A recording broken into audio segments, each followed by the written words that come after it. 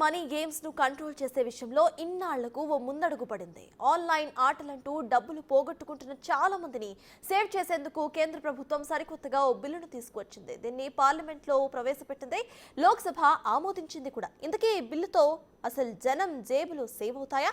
ఏ games కు check పడబోతోంది?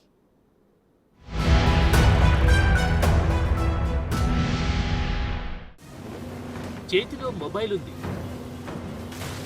Table పై laptop ఉంది. Online లో గేమ్ ఆడితే తప్పులేదు. అది టైంపాస్ కైనా, స్కిల్స్ పెంచుకోవడానికైనా. కానీ ఇందులో షరతులు వర్తిస్తాయి. ఇకపై మనీ రిలేటెడ్ గేమ్స్, యాప్స్ కథ నడవదు. జనాల జేబుల్ని గుల్ల చేస్తున్న ఈ మనీ గేమ్స్ కి చెక్ పెట్టే బిల్లును కేంద్ర ప్రభుత్వం తీసుకొచ్చింది. So game over.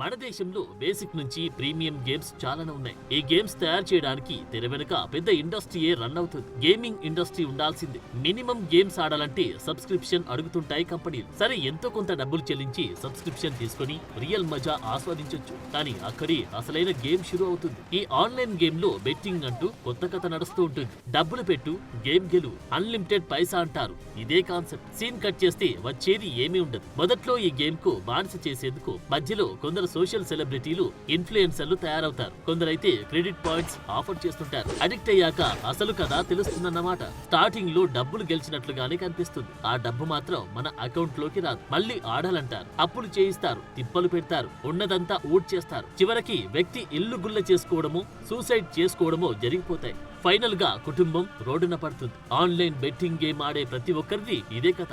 మన దేశంలో, ముఖ్యంగా తెలుగు రాష్ట్రాల్లో చాలా విషాదాంతంగా ముగిసిన స్టోరీలెన్నో ఉన్నాయి. ఇప్పుడు ఆ కుటుంబాల దీన అవస్థ అంతా ఇంత కాదు.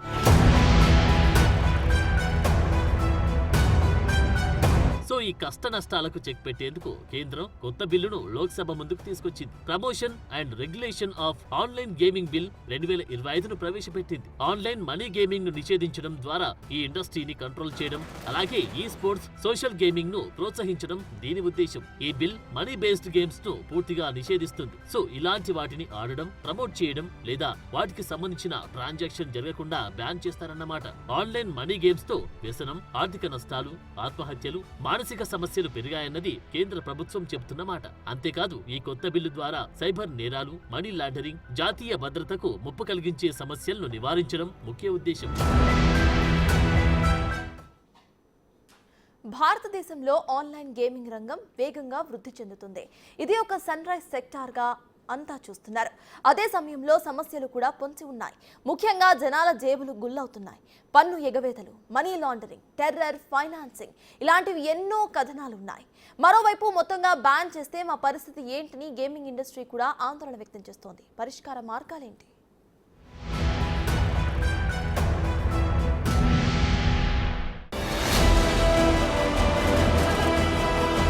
ఆన్లైన్ మనీ గేమ్స్ తో యువతలో వ్యసనం, అప్పుల ఊబిలో చిక్కుకోవడం, సూసైడ్స్, మానసిక ఆరోగ్య సమస్యలు పెరగడంతోనే ఈ బిల్లును కేంద్రం తీసుకొస్తుంది. ఈ ప్లాట్ఫామ్స్ ద్వారా మనీ లాండరింగ్, పన్ను ఎగవేతలు, టెర్రర్ ఫైనాన్స్ వంటి నేరాలు జరుగుతున్నాయన్న ఆరోపణలున్నాయి. విదేశాల నుంచి ఆపరేట్ అయ్యే ప్లాట్ఫామ్లు డేటా చోరీ, అలాగే జాతీయ భద్రతకు ముప్పుగా ఉన్నాయని ప్రభుత్వం భావిస్తుంది. అందుకే దీన్ని ముందుకు తీసుకొచ్చారు. కొత్తగా తెచ్చిన ఈ bill online money games violations కి పాల్పడితే కఠిన శిక్షలను ప్రతిపాదించింది. ఆన్లైన్ మనీ గేమ్స్ ఆఫర్ చేసిన వాళ్లకు 3 ఏళ్ల వరకు జైలు శిక్ష, 1 కోటి రూపాయల జరిమానా లేదా 2 విధించేలా ప్రతిపాదన చేశారు. ఈ బెట్టింగ్ గేమింగ్ యాప్స్ ను ప్రమోట్ చేసిన వారికి 2 ఏళ్ల వరకు జైలు శిక్ష, 50 లక్షల రూపాయల జరిమానా లేదా 2 విధించొచ్చు. ఇదే నేరం రిపీటెడ్ గా చేస్తే మరింత కఠిన శిక్షలను కొత్త బిల్లులో ప్రస్తావించారు. 5 ఏళ్ల దాకా జైలు శిక్ష, ఫైళ్లు కూడా మరింత ఎక్కువగా పెట్టారు. ఇదే సమయంలో ఈ మనీ గేమ్స్ విషయంలో బ్యాంకులు, ఆర్థిక సంస్థలు లావాదేవీలను ప్రాసెస్ చేయడం ఆపేయాల్సిందే. మనీ గేమింగ్ కంటెంట్ ను బ్లాక్ చేయడం, ఉల్లంఘించిన వారిని గుర్తించడం, ఆస్తులను స్వాధీనం చేసుకునే అధికారం కల్పిస్తున్నారు. గ్యాంబ్లింగ్ బెట్టింగ్ పై రాష్ట్రాలకు చట్టాలు రూపొందించే అధికారం ఉంది. తమిళనాడు, ఆంధ్రప్రదేశ్, కర్ణాటక, తెలంగాణ వంటి రాష్ట్రాలు ఇప్పటికే ఆన్లైన్ మనీ గేమింగ్ పై నిషేధాలు విధించాయి. అయితే రాష్ట్రాలు చట్టాలు చేసినా అవి పెద్దగా వర్కౌట్ కాకపోవడంతో కేంద్రమే రంగంలోకి దిగింది. తాజాగా తెచ్చిన ఈ బిల్ దేశవ్యాప్తంగా బ్యాన్ చేయబోతుంది. 2022 నుంచి 2025 వరకు 1400కు పైగా ఇల్లీగల్ బెట్టింగ్ గ్యాంబ్లింగ్ వెబ్సైట్లను బ్లాక్ చేశారు. 2023 నుంచి 28% జీఎస్టీ, 2024-25 నుంచి నెట్ విన్నింగ్స్ పై 30% ఆదాయపు పన్ను విధించారు.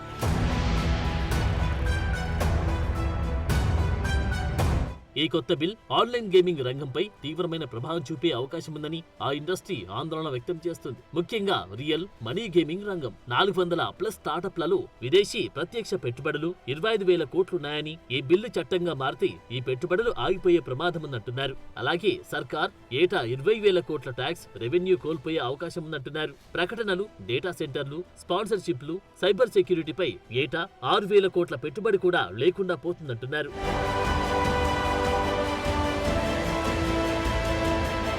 ఈ గేమింగ్ ఇండస్ట్రీ 2 లక్షల మందికి పైగా నిపుణులకు ఉపాధి కల్పిస్తోంది. ఈ బిల్ అమలైతే వీరి ఉద్యోగాలపై ఎఫెక్ట్ అంటుంది ఇండస్ట్రీ. వేలాది స్టార్టప్లు, ఇంజనీర్లు, కంటెంట్ క్రియేటర్లు ఈ రంగంపై ఆధారపడి ఉన్నారంటున్నారు. చట్టబద్ధమైన ఇండియన్ స్టార్టప్లు మూతపడితే దాదాపు 45 కోట్ల ఇండియన్ గేమర్లు విదేశీ బెట్టింగ్ ప్లాట్ఫామ్ల వైపు మళ్లే ప్రమాదముందన్న ఆందోళనను గేమింగ్ ఇండస్ట్రీ వ్యక్తం చేస్తున్న విషయం. ఎందుకంటే మనోళ్లు ఇప్పటికే చాలా అడిక్ట్ అయ్యారు. సగటున వారంలో 10 నుంచి 12 గంటలు గేమింగ్ కే టైం కేటాయిస్తున్నారు. అందుకే ఆల్ ఇండియా గేమింగ్ ఫెడరేషన్, ఈ gaming federation, federation of Indian fantasy sports వంటి గేమింగ్ అసోసియేషన్లు ఈ బిల్లుపై పునరాలోచన చేయాలని హోంమంత్రి అమిత్ షాకు వినతి పత్రం ఇచ్చారు. 2 లక్షల కోట్ల ఇండస్ట్రీకి ఎఫెక్ట్ అన్నాయి.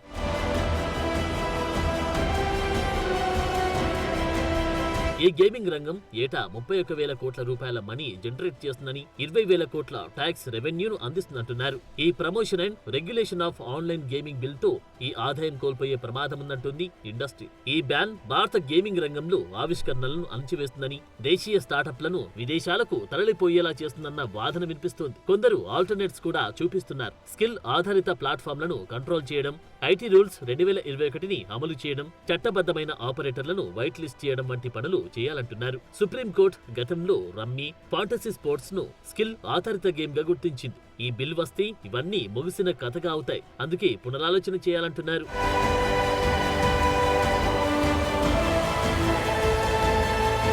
ఆన్లైన్ బెట్టింగ్స్, గేమింగ్స్ పై కేంద్రం తీసుకొచ్చిన ఈ బిల్లుపై సజ్జనార్ రియాక్ట్ అయ్యారు. దీనిని చారిత్రక అడుగుగా అభివర్ణించారు. కేంద్ర ప్రభుత్వ చర్య చాలా మంది ప్రాణాలను కాపాడమే కాకుండా జూదం వ్యసనం ప్రమాదకరమైన పరిణామాల నుంచి సమాజాన్ని కాపాడుతుందన్నారు. దేశ యువత బంగారు భవిష్యత్తుకు బాటలు వేసుకునేందుకు ఈ నిర్ణయం ఎంతో మేలు చేస్తుందన్నారు. ఈ రోజు చాలా మంచి రోజు, చాలా చారిత్రాత్మక రోజు అని చెప్పి మనం చెప్పుకోవచ్చు.